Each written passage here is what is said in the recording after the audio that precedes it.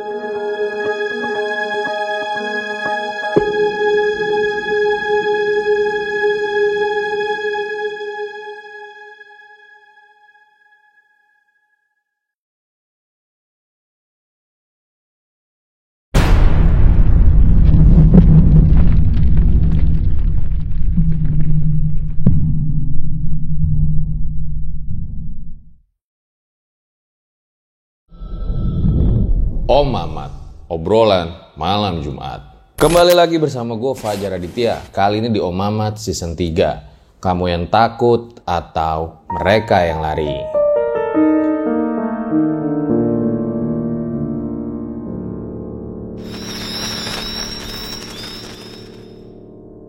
Jadi di malam ini ada seorang narasumber yang bekerja sebagai penggali kubur, di mana tugasnya itu adalah menyiapkan liang lahat sebelum jenazah dikuburkan. Emang sih, mungkin ya, pekerjaan ini tuh kurang populer di milenial atau Gen Z. Tapi perannya itu juga nggak bisa disepelekan. Ada nggak sih dari kalian yang pengen jadi penggali kubur? Bisa banget komen di bawah. Selamat malam Bang Napi. malam. Dipanggilnya emang Bang Napi? Iya. Orang-orang manggilnya ya Hanapi aja. Saya panggilnya Babe aja nggak apa-apa ya? Ya terserah. Babe, sama aja sih saya pikir. Babe Napi. Iya. Udah berapa lama Be jadi penggali kubur? Kalau saya ingat saya dari tahun 80 saya udah mulain. Dari 80 udah jadi penggali kubur? Iya. Cuma kita dulu membantu ya teman-teman aja. Jadi total udah berapa tuh Be? Membantu jenazah dikuburin tuh? Kalau saya sempat hitung ya mungkin kagak kehitung lah. Ya lebih dari ribuan lah hitungannya. Sampai 3.000 lebih saya rasa bisa begitu. Jadi tugas dari penggali kubur tuh apa aja sih Be? Ya tugasnya kita memindahkan kerangka. Seandainya ada orang minta bantuan, minta pindahin, kita gali. Walaupun yang mati meninggal lama 2 minggu 3 minggu kita disuruh tugas, emang buat tugasnya kita kerjain, emang tugas kita udah gitu. Jadi nggak hanya menguburkan jenazah yang baru meninggal ya? Enggak. Memindahkan kerangka tuh juga gali lagi sama Iya. Babe nih. Oke. Saya dengar juga nih Be, katanya banyak pengalaman-pengalaman yang aneh tanda kutip lah selama jadi penggali kubur ya? Iya. Kalau pengalaman saya ide kata banyak. Kalau saya pribadi sendiri ya lebih dari lebih dari 10 kali ngalamin itu semua pribadi saya. Ya wajar orang dari tahun 80-an. Dari 80 saya bekerja, ya apa aja pun pengalamannya kita udah coba, udah lihat, tahu semua itu kisah-kisah jadinya. Yang seperti misalnya orang yang nguburinnya kurang panjang apa bagaimana gitu kan, ada kita udah gali modelnya apa, tanahnya keras apa bagaimana, itu udah juga kita gituin. Iyalah, udah 40 tahun berarti ya? Ya kurang lebih ya begitulah. Oke deh, baik, ditahan dulu ceritanya, B. Nah, sebelum dilanjutin nih, kayak biasa ya, di RJL itu ceritanya nggak ada setting-settingan, karena emang gue paling males sama settingan. Kalau ceritanya kayak gitu, ya kayak gitu aja. Nah, terus, gue tuh bakal terus cari-cari narasumber yang menurut gue ceritanya, wah gila sih. Ya walaupun susah. Makanya dukung terus konten-konten RJ5 dengan cara subscribe, like, komen yang banyak biar kita makin semangat bikin videonya. Terus jangan lupa juga follow Instagram gue nih, The Real Aditya. So, gue rasa langsung aja berikut adalah ceritanya.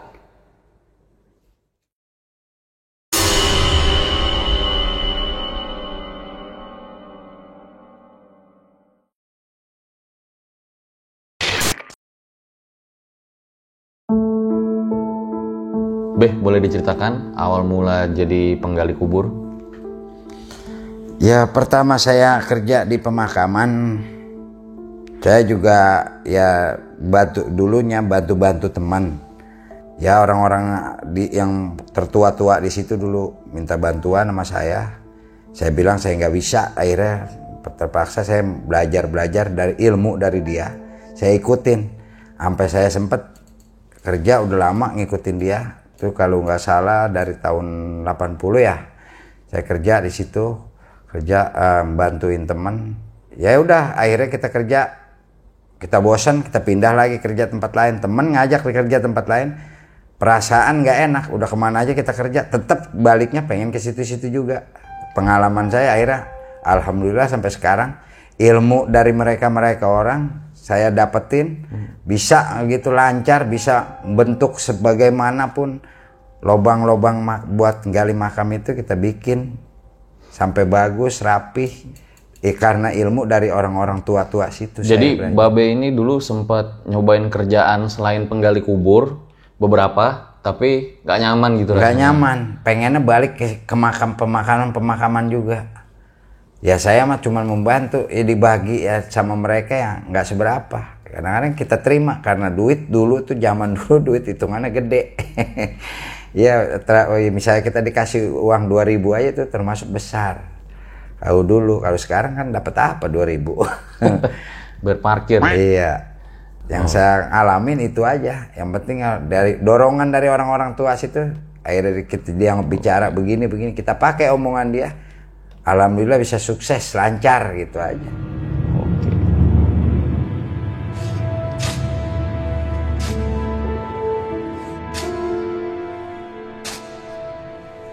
Nah, pas pertama kali gali kubur itu, Be, perasaannya gimana? Ada takutnya kah? Apa gimana? Kalau pertama kita gali, memang kita baru-baru di situ, kita ngikut gali. Hitungannya kita perasaan ketakutan. Takutnya apa? Kita gali makam, takutnya kita ada kerangka-kerangka yang lama, apa-apa gitu, kita takut juga kan. Itu aja yang kita rasain. Perasaan itu aja. Oke, nah ada nggak sih pengalaman selama gali kubur ini yang paling nggak bisa dilupain? Banyak. Ada dulu sisa kita gali, pertama kita mulai pengalaman kita gali. Ada temen keluarganya ada yang meninggal. Waktu itu laporannya kan malam dia minta pagi jam 7 harus kelar. Nah kita kan standar tuh gali lubang aja hitungannya 2,5 jam baru bisa kelar kan. Nah begitu kita udah gali, paginya kita udah siap gali, kita udah bikin standar ukuran 180 panjangnya. 180 ya ukuran standar tuh, pokoknya mau orang tua mau anak kecil standar 180. Kita gali ukuran segitu. Cuma begitu jenazah nyampe, kok 180 masih kurang. panjangnya. Maksudnya pas mau dikuburin nggak muat? Nah, nggak muat. Katanya panjangnya kurang. Udah kita mau masukin jenazah, Pak kok ini nggak muat gitu. Kita bingung kan. Kita ambil lagi, kita tambahin sedikit lagi. Babe gali lagi tuh? Gali lagi dikit. Nah ya supaya itu muat ukurannya seapa. Katanya kurang paling segila Pak, sejengkal. Kita gali tetap 1 jengkal. Nah nggak lama kita masukin lagi. Udah siap kita mau masukin lagi. Kok masih nggak muat juga. Nah kita mungkin bingung kan. Udah 1 meter pertama, awal pertama kita bikin 1 meter standar, 1 meter 80. Kalau kita tambahin 20 cm lagi kan 2 meter? Ya 2 meter. Kok nggak muat ya katanya. Udah terpaksa lubang bawahnya kita susur lagi, dalemin. Lubangnya bikin lubang di dalam pas dekat lubang lahat. Di kepala kita masukin lagi, kita lebarin lagi, dalemin lubangnya. Baru kita masukin. Tapi dia tetap masih kurang masuk juga. Ya mau nggak mau kan saya tekuk dikit kakinya supaya muat. Bagaimana? Saya turunin pelan-pelan. Pala dulu saya miringin, baru kaki ketekuk sedikit saya masukin ke dalam. Alhamdulillah bisa. Udah itu sempurna lagi, udah uruk lagi. Keluarganya ya ceritanya ya begitu ya teman. Ada yang sedih katanya begini kita nggak tahu kan. Keluarga ada yang menangis, ada yang gimana merintih. Saya juga merasa kok bisa gitu ya. Jenazah bisa nggak muat begitu. Saya juga merasa, saya juga bahan meninggal juga. Takutnya seperti itu. Kita kan nggak tahu apa dia ngalamin apa itu yang di film-film apa di sinetron. Azab itu apa cerita benar apa bohong saya juga nggak tahu kan. Kejadian begitu. 3 kali gali untuk memperbesar ukuran kuburannya. Ya. Jenazahnya nggak muat juga. Nggak muat. Seperti itu. Cuman ya dibilang yang kayak di sinetron azab itu kan kadang-kadang orang meninggalnya susah lah apalah gitu kan, kita nggak tahu apa benar apa perbuatan itu begitu. Kita juga kita niru jadinya kayak di situ kita lihatnya itu bener nyata Babe, bener-bener kisah nyata jadinya. Itu ditekuk kakinya tuh gimana Be? Ya lempengan kaki kan jenazah digini lurus, jadi kita tekuk begitu sedikit. Nah bisa ya? Bisa ya, yang penting asal aja muat bisa nyentuh ke dalam aja. Asal jangan lebih dari lubang ini aja. Dia kan lebihnya segini misalnya. Nah kalau kita tekuk kan begitu aja masuk di sini di dalam pinggiran lubang. Itu yang nekuk kaki jenazahnya Babe? Ya kalau pas kita yang nurunin, kita yang nekuk, masih keluarganya. Nggak mungkin. Tapi keluarganya udah izinin. Udah izinin. Kita paksa ya keluarga suruh ya udah kita mau. Keluarganya pada gimana tuh Be? Ya sampai 3 kali kan? Ya keluarganya ya begitu, pada sedih aja paling kok begini ya. Mungkin dia merasa juga kayak dia nonton sinetron azab itu. Seperti itu kita contohnya tahunya.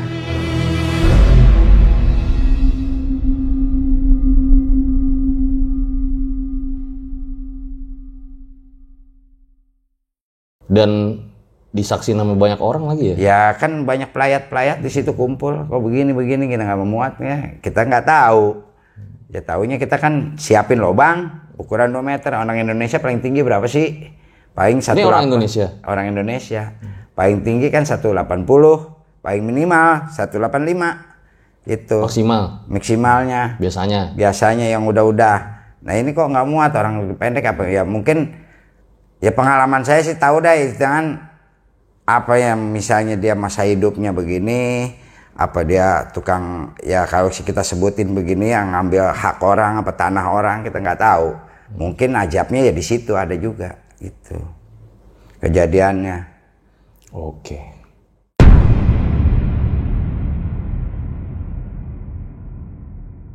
Buat kalian yang punya pengalaman horor nyata, bisa kirim cerita kalian ke email rjl5 atau DM Instagram rjl5.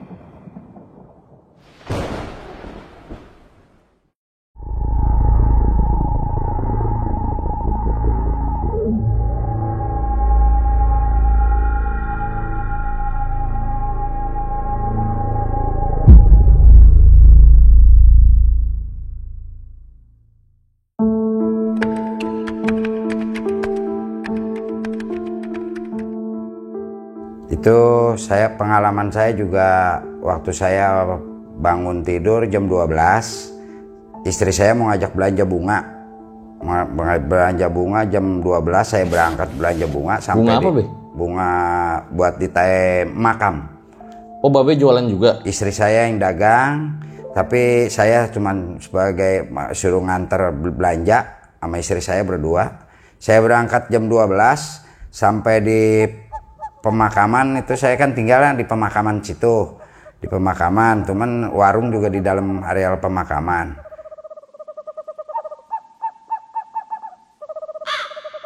Begitu saya udah udah pulang belanja bunga, saya taruh di meja. Nah, saya lagi menghias-hias bunga sama istri saya.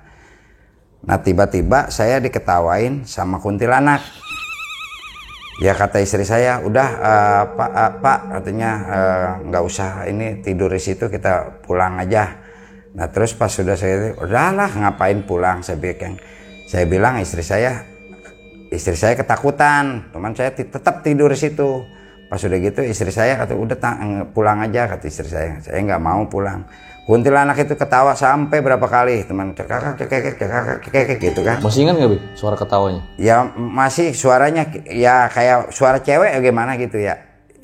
Kalau saya menirukan kan kagak bisa ke suara cewek. Cuman dia ketawanya cekak gitu ya kan. Kenceng banget, Be. Kenceng, cuman diam tuh kayak, udah dah, saya bilang jangan ganggu saya mau usaha gitu kan. Terus nggak lama dia ketawa lagi seperti itu. Nah, istri saya udah pulang, nggak usah, udah di sini aja. Nah, terus nggak ada yang lain tuh, Be? Nggak ada, selain itu aja, orang-orang nggak ada. Babe lagi nyiapin jual bunga saya sendiri. lagi majang-majang bunga dulu gitu, maksudnya kan udah mau subuh nih. Kalau udah saya hias sudah rapi kan enak kan, tinggal ini nungguin istri saya. Nah, istri saya ngajakin pulang juga, udah saya tidur tetap di situ di pemakaman. Saya tidur di atas meja, saya tidur. Nah, terus ketawa itu kuntilanak 3 kali ketawa, saya diemin aja, saya nggak mengganggu dia. Ya karena ya maaf, saya bilang saya nggak ganggu situ jangan ganggu saya. Ya mungkin Allah udah mengasih rezeki ya. Nggak lama, ya alhamdulillah besok paginya bunga saya habis terjual. Itulah yang namanya rezeki, kita nggak tahu. Walaupun kuntilanak itu nakut-nakutin, tapi ngasih rezeki juga sama saya. Itu yang pengalaman saya yang saya tahu. Itu jual bunga apa aja, Be, di situ? Ya semuanya bunga tabur. Kita jual melati, sedap malam, apa aja udah ada. Semua bunga air ada bunga di situ juga ya? Kita jual di situ semua. Jadi boleh dijelasin ke penonton, Be? Kan ini makamnya nih, berarti jualnya di depannya gitu? Iya, di pinggir jalan. Jadi warung bunga saya dulu kan di atas. Nih meja tempat saya di depan, belakang kan makam semua udah. Itu. Dan beli bunganya itu jam 12 malam biasanya? Jam 12 malam. Nah, saya sampai di pemakaman jam 3. Nah, langsung di situ udah saya lagi istirahat bentar, lagi ngias-ngias bunga, itu diketawain. Udah saya ketawa gitu ya. Saya nggak ganggu dia, yang penting dia jangan ganggu saya nggak ganggu dia gitu. Cuman kita diketawain aja, kita nggak takut gitu. Ya walaupun menampakkan juga tetap aja kita mohon maaf gitu, kita nggak mengganggu dia, itu aja. Wah, luar biasa nih.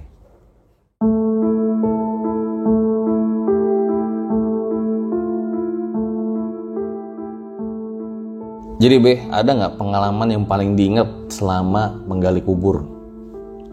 Kalau saya ngalamin pernah, teman ini juga waktu itu teman saya yang kerja. Teman saya pas lagi nggak ada, teman saya pertama gali, itu ke satu tanah kita gali kok keras, ya kan? Kita gali keras. Nah, terus pas udah gitu, tanah saking kerasnya kita pindah lagi lokasi. Maksudnya nih pindahin gimana, Be? Maksudnya kita pindah jenazahnya? Lokasi. Bukan, lokasi buat lahan lobang itu. Jadi ditelepon nih temennya Babe. Dia ada yang mau dikubur. Nah, digali tuh. Dia gali, tanahnya keras. Yang pertama terus keras. Ke bawah kan keras. Dia nggak mau. Dia cari yang dia pindah nih ceritanya di lokasi yang sama. Dia pindah ya dari sana geser kemari. Di situ dia gali. Kendalanya ada batu. Itu. Oke, itu di blok yang sama? Sama. Blok kuburannya? Sama, cuman ya... Padahal itu udah banyak makam juga di sana. Udah banyak makam, cuman kalau dulu kan masih banyak yang kosong. Nah, dia pindah dari situ, dia pindah lagi ke sini. Nah, tuh pas digali di situ yang kedua kalinya, ada batu. Batunya gede. Ya dia ngangkat aja pun nggak kuat. Ya kan namanya dulu bahan bekas urukan tuh tanah. Dia kan kita nggak tahu diuruk tanah apa mau batu apa mau kuin, batunya gede nggak keangkat. Pindah lagi ke sebelah, ada akar pohon. Nah dia pindah pas ada akar pohon dia bingung juga, alatnya kan kayak kita nggak ada. Kalau dulu kalau kita mungkin pakai gergaji senso, mungkin kita bisa potong itu pohon. Karena nggak ada bahan, pakai golok aja nggak cukup waktunya. Gede akarnya ya? Satu pohon gede akar.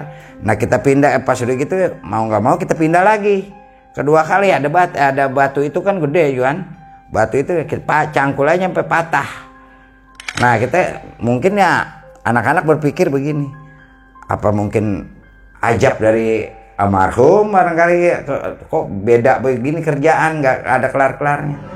Dia pindah terakhir dia gali keluar mata air karena kebangatan dalam mungkin ya dulu dasarnya dulu bekas kayak rawa empang gitu diuruk.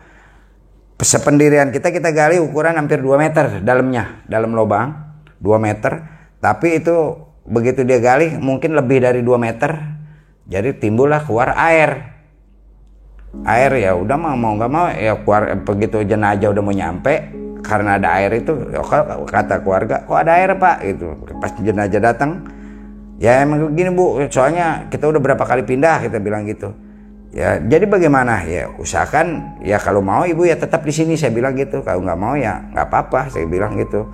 Nah terus akhirnya ibunya ya udah paksain masukin aja dah gitu. Akhirnya air itu kita sedot juga dikit-dikit, kita pakai buangin. apa sedotnya? Kalau dulu kita nggak ada mesin air, jadi kita pakai ember. Kita ambil, kita bikinin solokan sedikit di dalamnya supaya air tuh ngalir di dalam solokan itu, kita gali lebih dalam lagi. Ini Babe udah ada posisi? Ya itu kalau saya emang tiap pekerjaan saya yang namanya ketemu air seperti itu saya kerjakan. Padahal awalnya tadi temennya. Padahal teman saya. Kalau saya awalnya begitu. Minta bantuan kali. Minta bantuan, akhirnya saya aja bilangin udah bikinin tengah-tengah solokan. Jadi air tuh walaupun keluar aja kumpulnya di situ. Kita pasangin papan kan. Di lubang setengah kita pasangin. Jadi air tuh kita ambilin, hidukin jadi dia nggak berantakan kemana-mana. Itu baru kita masukin jenazah, nggak banjir tetap. Jadi air masuk ke dalam lubang itu. Nah sesudah itu ya nanti mah kalau jenazahnya udah diuruk ya kemungkinan ya ngapung kena air. Karena airnya naik terus. Itu yang pengalaman saya yang saya tahu. Jadi sampai 5 kali ya sebelum jenazah itu datang ganti-ganti lubang kuburnya. Iya, seperti itu. Nah, kita mah ya namanya tugas di mana aja disuruh ya oke lah kita kerjain. Yang penting tugas ya emang udah tugas kita nggak kerjain kita salah nantinya. Itu aja. Taunya saya mah.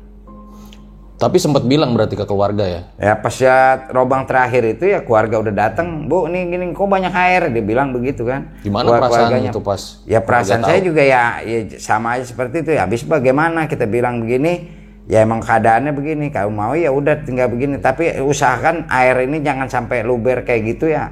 Kita ya masalahnya udah datang juga. Iya udah datang, kita cari akal. Ya udah kita bikinin lubang sedikit supaya air itu masuk ke dalam itu. Supaya nampung kayak perembesan gitu. Nah kan air itu tetap papan kita pasangin kan kering atasnya, bawahnya mah tetap air. Nanti sesudah jenazah masuk mah kita udah pendem, tetap aja air itu keluar semua. Ngambang hitungannya kalau dia ini mah. Seperti itu adanya. Wah, mantap.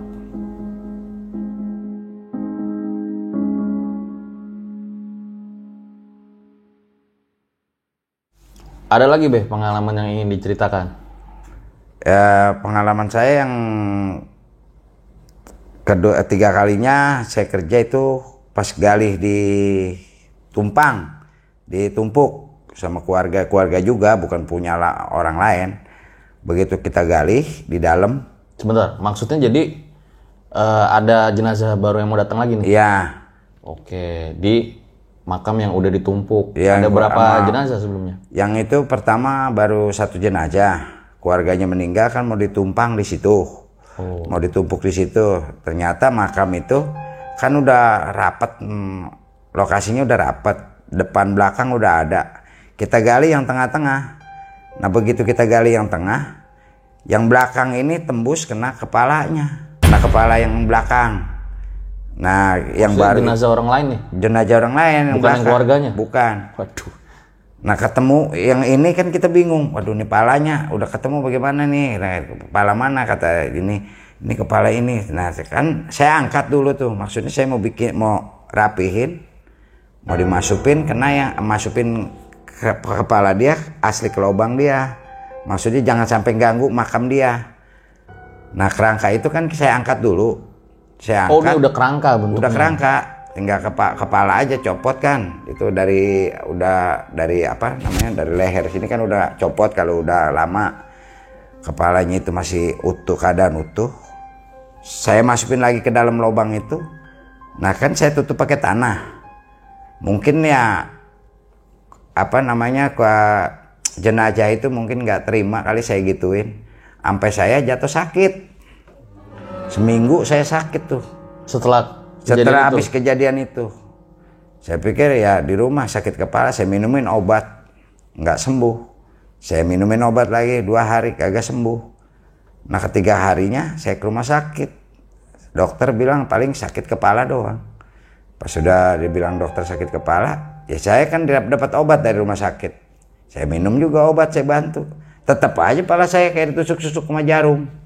Oh, sakit banget. Lebih sakit ya, kalau lebih sakit ya sakit kepala mah lebih-lebih itu. Perasaan di sini kayak ditusuk-tusuk di kepala saya. Itu langsung dari habis kejadian itu? Nah, habis kejadian itu 1 hari, terus besok kepala saya kan sakit tuh. Nah, terus kata dokter, saya periksa juga langsung ke rumah sakit. Ya katanya bapak cuma sakit kepala aja. Ya udah, kata sakit kepala ya udah saya minum obat. Nah, begitu minum obat kok nggak sembuh-sembuh. Biasanya 3 hari 4 hari kan sembuh. Lebih-lebih saya minumin lagi obat lagi, tetap aja begitu. Cuman kata ya saya ada yang ngajarin orang-orang di situ, udah sekarang kita gini aja. Karena lu berbuat salah kali, apa kata dia, coba lu bacain Yasin tuh, minta maaf sama almarhum itu. Takutnya dia nggak nerima. Orang pala saya udah ngobat begini, saya juga kan udah nggak kuat dah gitu pala. Saya ikat tuh gini, tetap saya ikat, tetap aja masih sakit. Akhirnya saya minta bantuan sama teman tuh yang bisa ya ngurusin pada apa namanya pengaji di situ. Kita minta bantu, kita sambil pelan-pelan. Saya kan udah nahan kepala saking nggak kuat. Itu berarti sakit banget ya? Wah, lebih sakit dah, kayak ditusuk-tusuk pokoknya, kayak kita dianuin jarum gitu. Saya bilang saya baca doa di makam dia aja kan udah pelan-pelan saya nggak kuat. Nah, saya dikit megang kepala. Saya minta maaf, bacain Yasin tuh 2 kali baca Yasin. Ya alhamdulillah pas besok habis saya bacain Yasin, saya minum obat lagi tuh. Obat dari dokter itu. Pas sudah saya minum, kemudian agak enak katanya. Kedua kali udah, terus terakhir saya datang lagi ke makam itu, saya taburin bunga, saya baca Al-Fatihah aja udah. Terima kasih, saya alhamdulillah bisa sembuh lagi. Itu ada pengalaman saya yang saya ini. Iya, bisa pas gitu ya, abis ngelakuin itu langsung kena. Nah, langsung kok kalau kata orang kontan penyakit langsung nemplok kayak orang kesambet itu hitungan. Dan setelah dibacain langsung agak enak. Besoknya baru kok agak ringan gitu, agak normal lah pala, gitu, nggak terlalu kayak kemarin gitu. Kemarin kita udah bejak-bejak begini, udah ampun-ampun, udah pala udah pegangin, udah diikat, diapain, tetap aja sakitnya masih. Jadi ini mungkin pada mau tahu nih, Be. Kalau misalnya ditumpuk gitu gimana sih, Be? Kalau ditumpang gitu jadi gini. Oh, tumpang namanya. Iya, kalau kita kalau orang-orang bilang ditumpuk. Kalau kita ditumpang. Hitungannya kita ngambilnya gini. Jadi kan udah ketemu nih makam yang lama. Kalau misalnya keluarga bilang, "Pak, tolong nih dirapikan lagi, dibungkus bisa, Pak?" Bisa. Yang maksudnya penting dibungkus? Dibikinin kain kapan lagi. Kerangka itu tetap kita angkat. Oh, kerangkanya. Ya kalau kata keluarga, tolong Pak bisa dirapiin lagi, bisa. Kita bungkus, kita angkat. Ya ukuran dia tadi akan panjang, namanya kerangka kan udah hancur. Paling minimal 1 meter lebih lah. Kita bungkus rapi, masukin lagi, kita galihin lubang lagi kira-kira segini. Nah, ntar masukin tuh kerangka yang itu. Babe ngumpulin tulang-tulang ya dong? Iya, kumpulin dulu, kita ambilin. Kapan? Kita kain kapan kan kita gelar di atas makamnya. Nah, kita kumpulin nih bagian pala, bagian rahang ini, iga, kaki, tulang-tulang jadi satu udah tumpuk gitu tuh. Nah, kira-kira ukuran 1 meter lebih. Nah, kita udah bungkus, kita ikat, rapihin.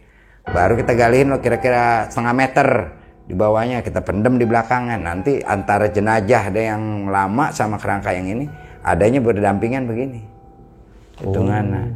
Jadi belakangan yang lama di belakang, yang baru mepet ke liang lahat. Nah itu baru kita tempelkan di situ. Biasanya paling banyak berapa Beh ditumpuk gitu satu liang? Satu liang itu tergantung waktunya, tahunnya. Kalau kita di situ hitungannya 3 tahun baru bisa kita tumpang. 3 tahun kan dagingnya kan udah habis, tinggal kerangka aja. Ada itu di situ, ada bisa juga ada yang udah 4, ada yang 5. Tapi satu keluarga.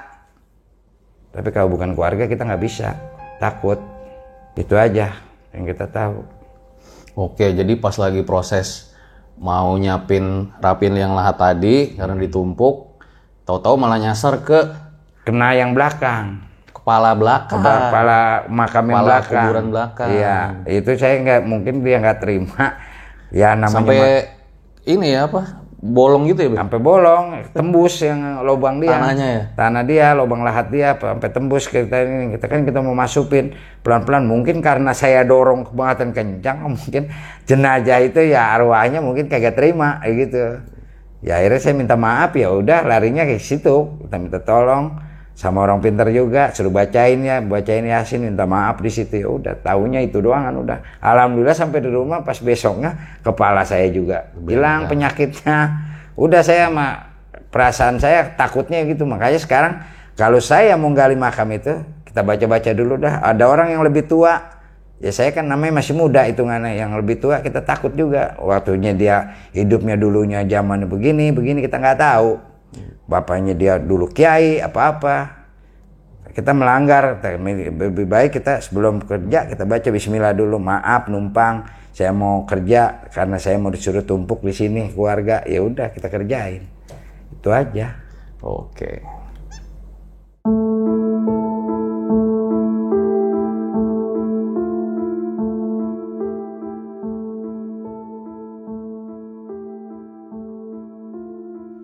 Ya waktu itu pertama saya lagi nongkrong gak ada juga bukan kejadian, menampakkan ini lebih serius daripada yang lain. Begitu saya lagi nongkrong berdua, kira-kira jam 2 malam. Nongkrong di mana, Beh? Di areal pemakaman juga. Di areal pemakaman saya lagi nongkrong berdua. Ini bukannya saya ngada-ngada, bukan saya bohong-bohongin orang, emang kenyataan. Ya kalau saya ngomong nanti saya dikata bohong, saya nggak percaya nanti apa. Kalau saya bohongin orang katanya saya bohong-bohong. Ini demi Allah saya berbicara sejujur-jujurnya, saya kata gitu. Nah, pas udah gitu saya lagi nongkrong berdua kira-kira jam 2 sama teman saya tuh namanya Sinyoh dah.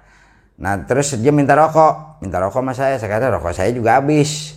Ada tinggal 1 batang, saya lagi ngisep rokok. Saya duduk di di tembok. Nah terus saya tanya teman saya, lo mau kemana? Saya bilang gitu. Mau beli rokok dulu ya, udah jangan lama-lama, gue yang iseng sendiri, saya kata gitu kan, namanya lagi nongkrong. Nah tiba-tiba kira-kira 15 menit saya lagi nongkrong, tahu-tahu kayak ada orang gedor-gedor gitu kan, suaranya dur. Saya pikir orang getok apa gitu kan, saya tengok di sebelah mana bunyinya dur gitu. Pas ada gang, saya nengok begitu kan, emang dalamnya ada makam wakaf ya. Ada makam wakaf, saya nengok, pas gitu dia ngeliatin saya. Itu ya dikatakan kalau orang-orang bilang gandarwo lah, kayak King Kong gitu modelnya, cuman dia matanya kan merah kayak grandong.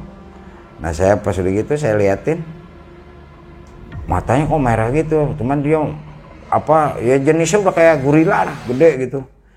Pas saya nengok begini, saya juga ya sempat merinding dulu nih, kudu merinding juga. Pas merasa takut sih enggak, teman merinding aja gitu naik. Temen juga belum datang lama, saya mau ceritain, saya nggak enak, saya diam aja di situ. Pas gitu matanya merah, saya lihat, pas saya nengok lagi begini kok tiba-tiba udah nggak ada itu. Karena penghuni situ jadinya. Kayak gimana Beh sosok yang dilihat tuh? Ya modelnya udah gede, hitam, buluan. Kayak ya jenisnya kayak gorila gitu, gede hitam. Cuman dia jalanan udah merangkak gitu. Ya sambil saya bilang itu kayak getok-getok tembok apa suaranya bung bung gitu karena mungkin kebahatan besar kali di jalan jadi kedengeran kayak. Nah itu teman saya pas datang saya mau ceritain dia kagak percaya karena saya yang dikasih tahu gitu. Karena kalau dia nggak percaya aku bohong ya. Demi Allah saya kata saya nggak bohong, ini bukan rekayasa saya kata gitu. Emang kenyataan saya ngelihat itu. Kalau saya nggak ngelihat itu mungkin saya nggak ceritain sama dia. Benar kata, benar matanya merah itu. Udah setahunya itu. Karena dia juga nggak mengganggu saya nggak mengganggu dia, cuma ngasih tahu doang kan. Udah saya itu yang saya alami juga. Tapi Bebe hebat juga ya, nggak lari atau gimana gitu. Kan banyak tuh yang lihat penampakan gitu langsung lari. Ini Babe diem aja ya? Diem aja. Kalau saya sih nggak pernah gitu biar di depan saya sesosok model kayak pocong apa gitu. Saya nggak pernah merasa lari apa dia lagi gelantungan kan ada juga. Emang pernah lihat pocong? Ya kalau pocong kan namanya seringnya di situ namanya di makam pasti ada aja. Gimana tuh? Ya kadang-kadang yang ya jalan yang cerik-cerikan apa lompat-lompatan itu kan. Ya begitu apa yang gelantung kelihatan kan kadang-kadang orang asal kayak anak-anak di situ dulu waktu masih zaman belum ada lampu di pemakaman gitu kan. Dia sering bawa HP, dia senter-senter kadang-kadang kan ada menampakkan kelihatan gitu. Nah itu model kayak begitu saya mah nggak bakal lari. Kecuali saya diparanin gitu dipegang, nah baru saya gemeter juga. Pernah tapi Ya kalau itu mah saya belum ngalamin itu nggak begitu. Tapi kalau yang udah sering ngeliat gitu tuh ya ada juga jenis pakai orang pakai sorban naik kuda. Itu saya udah pernah ketemu. Gimana ceritanya? Jadi ceritanya saya kalau nggak salah jam 12 dah. Malam. Ya, masih gelap dulu, belum ada penerangan gitu. Ada memang jenis orang naik kuda kencang teman dia keadaan pakai sorban. Saya kata kiai apa namanya? Saya bilang kiai ulama gitu. Ulama gitu, pakai sorban rapi, dia naik kuda. Emang kelihatan lepek suara kuda gitu. Kudanya dari mana apa? Kuda aja? Ya, kuda biasa, cuma jaga naik kayak model. Ini di area pemakaman? Pemakaman juga, kayak model kayak pahlawan siapa sih namanya tuh yang ada di gambar duit dulu tuh zaman tahun berapa tuh? Imam Bonjol. Nah model kayak begitu, udah pakai sorban gitu kan. Naik kuda dia, teman sorbannya hitam semua. Kudanya sama hitam juga. Itu Babe lagi sendirian di makam? Saya lagi sendiri, begitu kuplak yang saya lihat. Teman ya kalau saya bohong nanti saya dikata nggak benar orang, kata nggak rekayasa kan, karena kejadian itu dia naik kuda dari arah segitu, biasa kayak kuda biasa ketepak, cuman dia pakai sorban. Pernah itu ngeliat juga begitu. Ya namanya di makam tuh pasti ada aja kejadian aneh-aneh.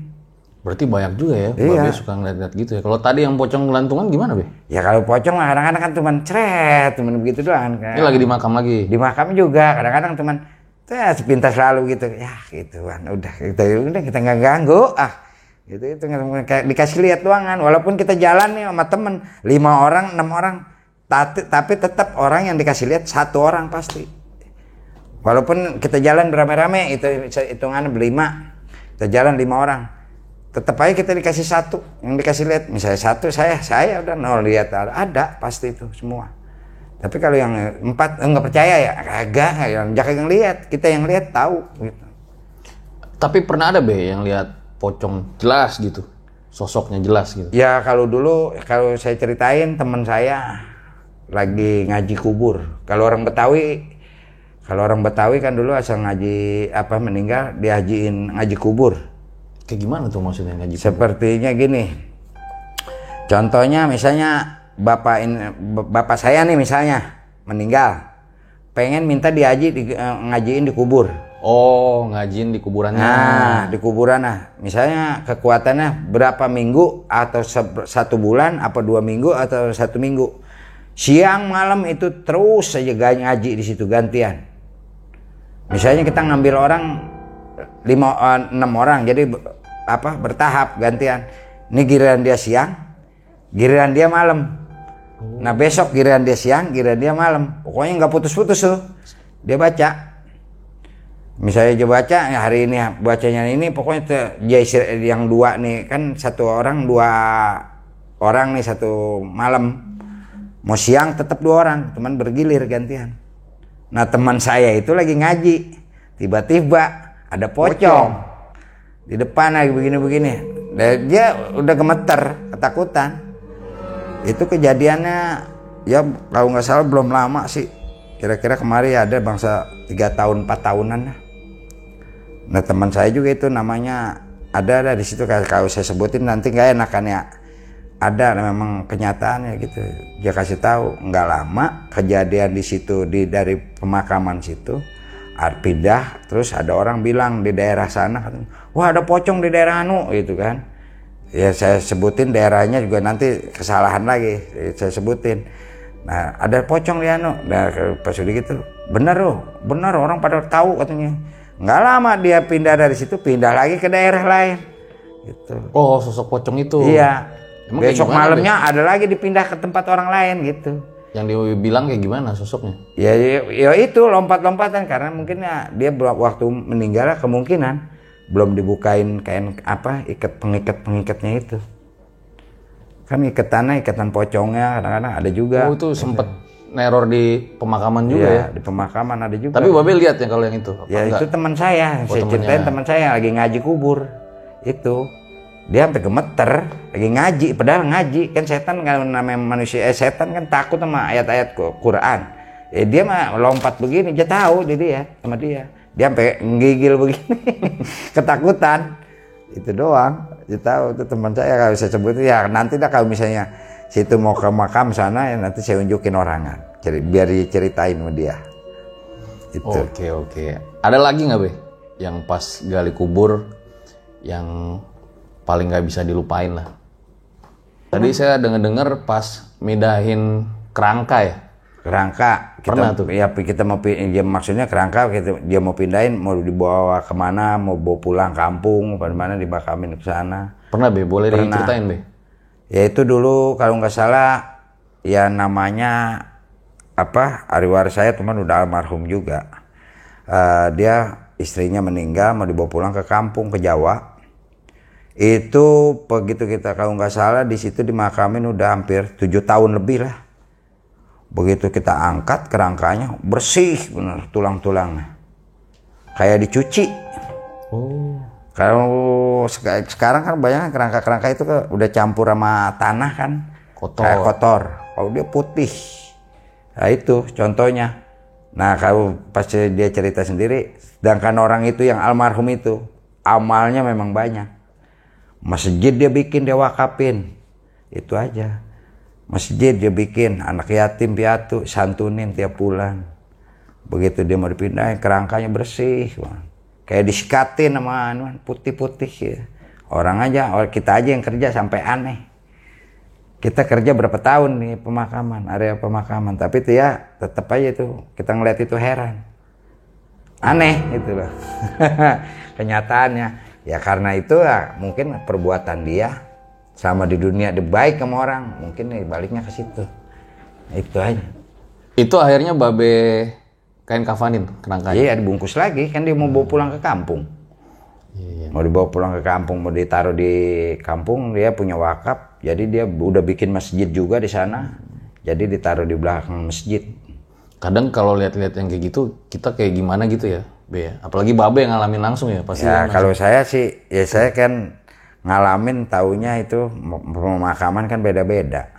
Kalau orang kemungkinan kalau yang baik di dunia di dalam lubangnya itu pun apa dia udah rapi memakaminnya apa sebelumnya.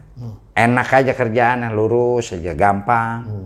Tapi kalau orang kekeh, dikata kekeh dan pelit, nah itu hitungannya larinya ke situ, serakah hitungannya rada sulit. Itu seperti itu. Ya mungkin ya kalau kita nonton ya kayak di rahasia ilahi kemungkinan itu seperti itu kita ngelihatnya. Kejadiannya orang yang hidupnya serakah begini meninggalnya, orang yang hidupnya begini meninggalnya, kan beda-beda. Tadi juga katanya tim kreatif bilang Be, ada yang liang tanahnya itu seperti terbakar ya? Ya lubang lahatnya itu. Ya kadang-kadang kan kalau itu gimana Be? Ya kalau saya cerita-cerita begitu Ya kemungkinan orang selama hidup di dunia sama di akhirat kan udah beda dia hitungan. Kalau dia selama di dunia hitungannya berbaik sama orang, kemungkinan lubang-lubang lahatnya itu juga ada juga yang bersih. Tapi kalau kita gali, kita ketemu lagi yang begitu, kita mau ditumpang lagi, kita ketemu lubang lahat itu kok, waduh, sampai saya nyebut nih yang gali, astagfirullahaladzim, saya kata gitu. Ini lubang kenapa hitam begini, kayak orang bekas nabun, bekas bakar sampah, hitam. Padahal nggak pernah ada yang bakar. Kagak, di dalam lubang lahat. Begitu kita gali udah ketemu nih. Biar kita mau tumpuk lagi, kita mau gali yang baru lagi, kita lihat lubang itu. Kok lubangnya hitam itu kayak dibakar, kayak orang bekas bakar ban kan. Keluar asap itu kan nempel kan Jadi tanahnya itu hitam. Ya, hitam. Seperti itu. Ya saya pikir ya mungkin selama hidupnya dulu di dunia begini-begini, cuma saya kadang ceritain begini-begini, ada juga yang begitu kejadian. Seperti itu aja kita ngalamin ya, namanya di makam kita yang apa adanya lah kita ceritain yang kita tahu. Tapi kalau yang kita nggak tahu kan kita nggak bakal cerita. Yang kita alamin, yang kita tahu-tahu aja. Berapa kali kita ngalamin ketemu ini, ya udah kita ceritain apa adanya. Karena saya sering lihat, kalau saya kagak ngeliat ya kagak bakal saya cerita. Itu aja. Oke, baik. Nanti bakal banyak pertanyaan di closing.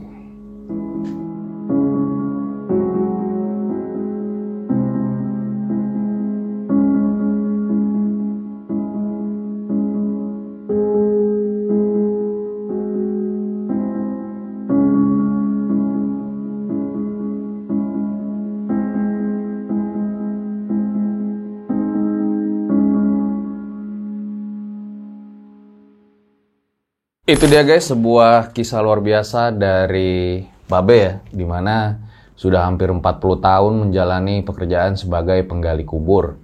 Nah, sebelum selesai ada beberapa pertanyaan nih Be.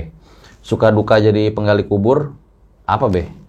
Ya kalau suka duka saya sih jadi penggali kubur yang penting satu kita gali enak, makamnya di makam juga lancar, kita diberi kesehatan. Itu doang kan udah kita mohon-mohon sama orang-orang yang selama masih hidup. Kemungkinan ya lebih baik kita berbaik sama orang. Mungkin kita waktu kita nggak ada umur, kita lebih dienakin lagi hidup kita. Gitu aja setahu saya. Iya, jadi pas lagi hidup ya manfaatkanlah sebaik mungkin. Ya kita berbaik-baik lah sama orang supaya kita meninggalnya juga kan namanya manusia. Beda-beda, ada yang meninggalnya begini susah, ada yang meninggalnya gampang. Nah kita lebih enak-enak ya itu aja, kita berbaik-baik aja sama orang. Kalau dukanya apa Be? Ya kalau dukanya sih bagi saya ya bagaimana ya, kalau saya bilang ya kayak orang-orang yang penting ya berbuat ya aja hitungannya kayak saya ya berbuat apa namanya kayak kesalahan. Dia minta maaf apa bagaimana, udah itu aja saya mah taunya. Nggak banyak-banyak bicara ya saya bilangin ya apa adanya kayak begitu. Maksudnya gimana Be? Buat salah? Ya kan misalnya dia berbuat salah selama di dunia kan. Oh jenazahnya? Misalnya sebelum ya, semenjak dia masih hidup ya mungkin dia berbaik-baik sama orang ya nantinya kan lebih gampang lagi kesananya. Oke. Kita diterima. Itu aja. Ya. Kalau dari dukanya misal kayak pernah capek menjalani profesi ini, pengen ganti profesi lain pernah? Kayaknya kita udah jenuh ganti-ganti pekerjaan, udah kita tetap di situ. Ya kalau kata orang-orang bilang separuh sebagian buat amal lah, itu aja. Kita nggak minta asal dia kasih makan aja, uang rokok udah gitu kita gitu. Yang penting amal sebagian. Kita nggak minta begini ya Bu, minta begini apa, minta begini enggak. Saya bilang yang penting kita udah sama-sama enak, ikhlas sudah gitu. Keluarga ikhlas, kita lebih ikhlas gitu aja. Oke, luar biasa Be. Nih makasih banget Be telah menyempatkan waktunya dan bercerita di RJ5. Ambil baiknya, buang buruknya. Dengan adanya cerita-cerita seperti ini, jangan malah menjadikan kalian takut. Akan tetapi kalian harus semakin yakin dan percaya dengan kebesarannya.